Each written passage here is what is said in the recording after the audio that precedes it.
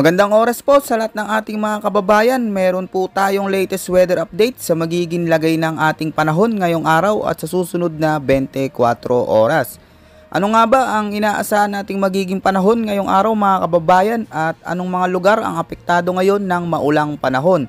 Yan po yung sabay-sabay nating aalamin lahat yan mga kababayan, no? Dito po sa ulat panahon ko ngayong araw na ito. Sa kasalukuyan mga kababayan, no, patuloy pa rin nakakaranas ngayon ng bahagyang malalakas hanggang sa matitinding mga pag-ulan sa ilang bahagi ng ating bansa. Lalo na dito mga kababayan sa malaking bahagi ng Luzon, dulot ng patuloy na pag-iral ng northeast monsoon.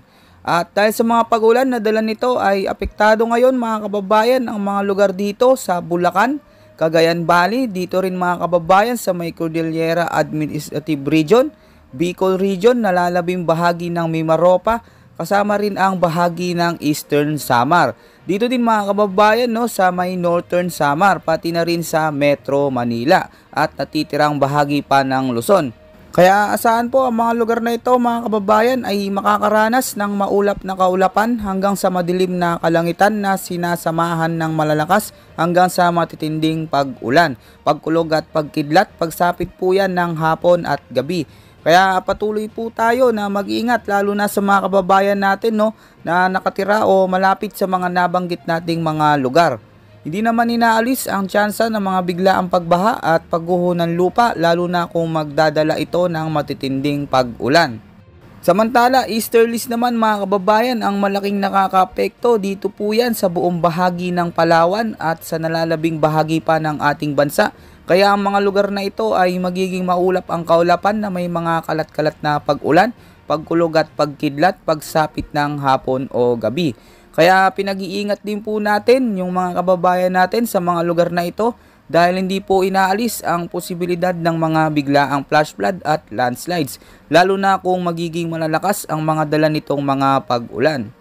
Samantala mga kababayan, marami po ang nagtataka at nagtatanong kung may inaasahan ba tayong sama ng panahon o bagong bagyo na posibleng makaapekto sa anumang bahagi ng ating bansa. Sa kasalukuyan mga kababayan ay mabuting balita po dahil wala pa po tayong namomonitor na anumang sama ng panahon o bagyo sa loob at labas ng ating Philippine Area of Responsibility. Makikita nga po natin sa ating weather forecast mga kababayan, no, na malinis po at tanging makakapal na kaulapan lamang ang nagdadala ng mga malalakas na pag-ulan sa ilang bahagi ng ating bansa ngayon.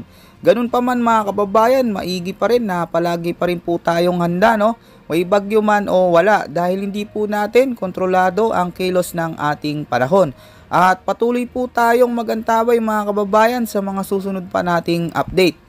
Bukas naman, asahan pa rin mga kababayan ang maulang panahon at dahil dito ay patuloy pa rin magdadala ng bahagyang malakas hanggang sa matitinding pag-ulan lalo na mga kababayan dito sa mga lugar sa Quezon, Camarines Sur, dito din mga kababayan, no, sa Camarines Norte na may mga pag-ulan na umaabot sa 50 to 100 millimeters. Kaya sa mga kababayan natin, paulit-ulit po tayo na nagpapaalala na palagi po tayong magdala ng payong. Panangga po sa mga biglaang mga pag-ulan lalo na po ngayong nakakaranas tayo ng sunod-sunod na maulang panahon. Yan po muna ang pinaka-latest weather update natin at ulat panahon ngayong araw mga kababayan ko. Ito po ang inyong weather forecast ng bansa. Maraming salamat po at ingat po sa ating lahat.